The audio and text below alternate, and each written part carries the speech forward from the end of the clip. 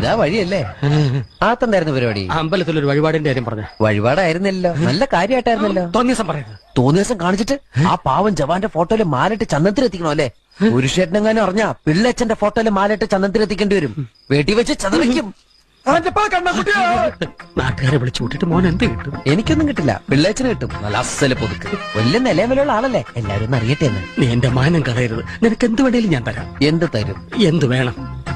അച്ഛന്റെ കയ്യിൽ നിന്ന് കള്ളക്കണക്കെഴുതി വാങ്ങിച്ച കുരുടിമുക്കിൽ 25 സെന്റ് സ്ഥലം. അയ്യോ മാധവ, അത് അയ്യാ അത് എഴുതി തരൊന്നും വേണ്ട. അവിടെ ഇത്തവണ എനിക്ക് വിത്തറക്കണം, അതെന്റെ ഒരു മോഹം. ഞാൻ പടവല വിട്ടിരിക്കുക. ആയിക്കോട്ടെ, അത് വിറ്റ് കഴിഞ്ഞാൽ എനിക്ക് വിത്തറക്കാലോ. ഇറക്കാം. ഉറപ്പാടാം. പോകാൻ വരട്ടെ.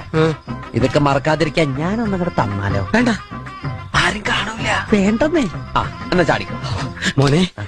ഇന്ന് നീ അവിടെ കക്കാൻ കയറരുത്. ഇന്ന് അവിടുന്ന് എന്തെങ്കിലും പോയാൽ നാളെ എന്റെ തലയിലാവും. ഓ, എന്നാ മറ്റന്നാളാവാം. അതിന്റെ പിറ്റേന്ന് എന്റെ തലയിലാവും.